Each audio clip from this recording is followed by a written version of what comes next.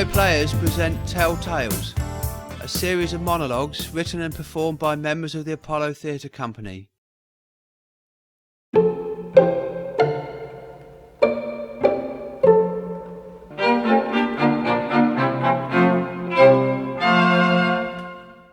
I've not been particularly well recently, which means I haven't been able to get out much. I'm no good at just sitting around, but it drives me mad. Too much time on my hands and I start to brood. Still, as my niece says, what can't be cured must be endured. Oh, she's full of cheap wisdom like that. Fact is, I've been seeing my GP on and off throughout May. Various tests, X-rays, scans, oh, you know the sort of thing. I've been getting sick and having these dizzy spells. Sometimes I could barely keep a thing down.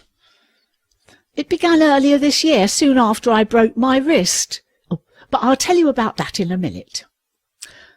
Fast forward to June, and I suddenly took a turn for the worse.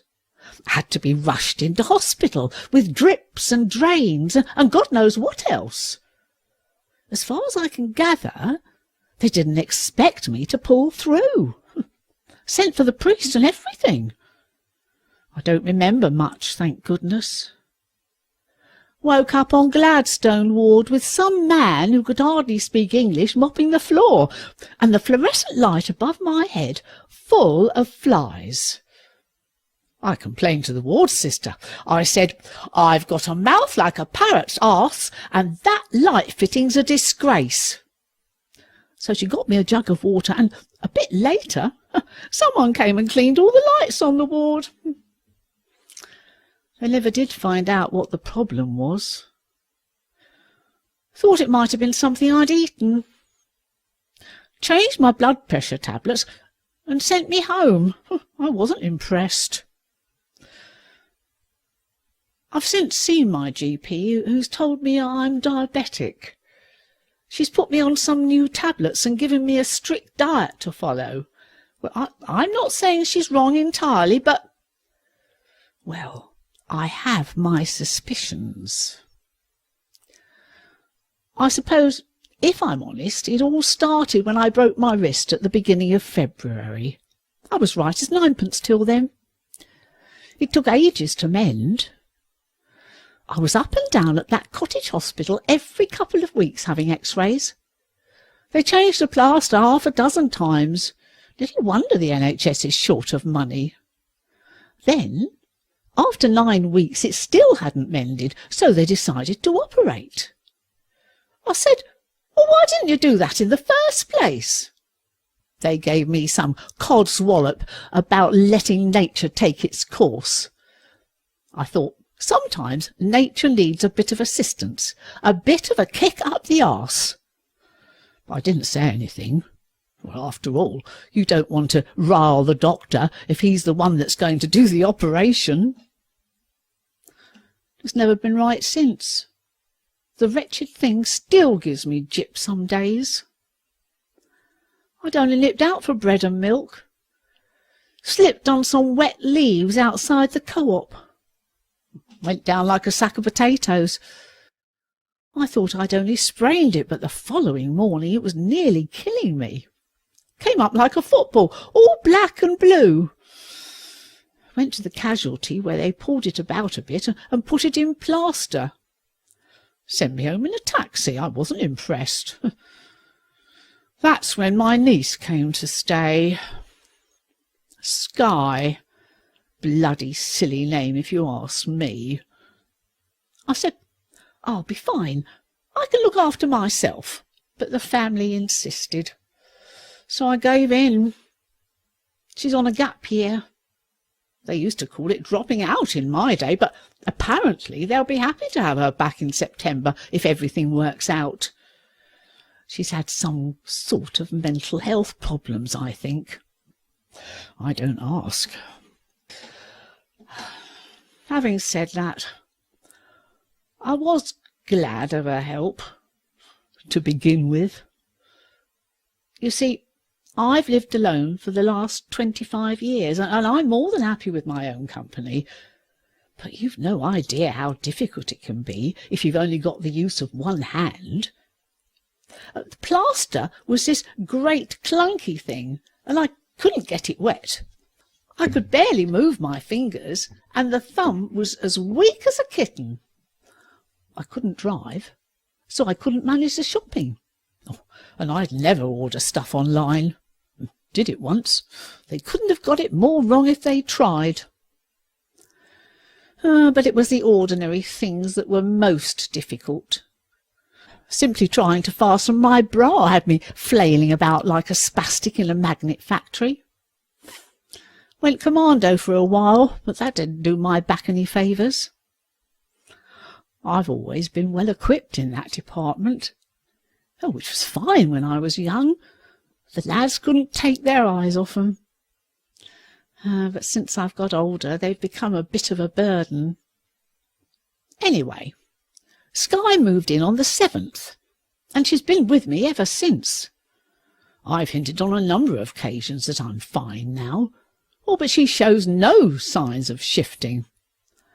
She's so like her mother, always got an answer for everything, and so full of it. Sometimes I look at her and I think, you're just like Elaine was at that age. Even her hair's the same, and the way she pulls a face when she disagrees with something. Things came to a bit of a head when I found she'd been going through my things. Only doing a bit of tidying, she said. I told her to keep her long nose out of my affairs. She's always cleaning this and sorting that. I tell you, she'll tidy me into the grave if she had the chance. Well, that's what I began to think. Drives me mad with the bloody Hoover. I've said, can't you give it a break? But, oh no, she's allergic to dust. Brings on her asthma. So I just have to put up with it. Allergic to all sorts of things as it happens. Kiwi, pineapple, strawberries. I said, I've never heard the like of it. How can anyone be allergic to strawberries? I mean, there's nothing more British than strawberries and cream. But she wouldn't have it. Brings her out in a rash, apparently. Makes her quite ill. Peanuts, cashews, dairy, crab, prawns. In fact, any sort of fish. It makes cooking very difficult, I can tell you. You wouldn't believe how many things have got nut or fish extract in them. So she's decided it's best if she does most of the cooking. No risk of an accident. It seems she's been hospitalised on a couple of occasions. Wouldn't want that to happen again, would we? So you can see why I began to have my doubts, and I started to keep a diary. What I ate, when I was poorly, when she prepared the food. By the beginning of August, things were no better, so I decided to have another word with my GP. She shilly-shallied about a bit and said she'd do some more blood tests. So I had to put my foot down. Said I was sick and tired of dealing with the monkey. Now I wanted a word with the organ grinder. Well, she didn't take kindly to that, I can tell you. Still, I got my way. Having said that, the specialist wasn't much better. I had to come clean, spell it out for him. Is there any chance this could be caused by poisoning? I said. No, he says, a combination of things, and goes on to try blinding me with science. Well, I couldn't be bothered arguing. So he's changed my medication and said he'd see me again in 6 months. 6 months? I could be dead and buried by then. Sometimes I think they do that on purpose just to put you off. Well, anything can happen in 6 months. If you get better, they evidently did the right thing. Hurrah! If they cart you off in a little wooden box, hard luck. Who's to know any different? To be honest, I don't trust any of them. But what's the alternative? You can't just take things into your own hands. Can you? Now, I expect I know what you're thinking. You've decided I'm just a paranoid old woman who's been unlucky and gone through a bad patch. I've lived on my own too long. Oh, but it's not that straightforward. To be quite frank, I haven't told you the half of it. The fact is, I've not been right since Skye came to stay, and although I've tried not to think the worst, well, I've had to conclude, and I'm pretty certain that she's been poisoning me. There, I've said it. So, what should I do? Put yourself in my shoes for a moment. I've tried telling her to go. I've had a word with my GP. I've seen a specialist. Oh, you can't say I haven't tried. What good's it done me?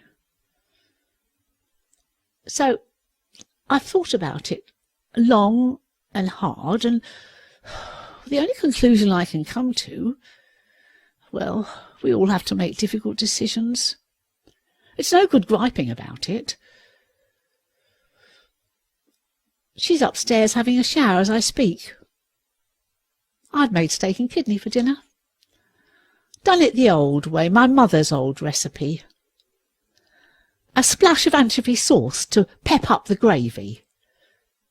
Cod liver oil, peanut butter, potted shrimp, walnut oil, ground almonds, oyster sauce, and a splash of strawberry essence, just to be certain.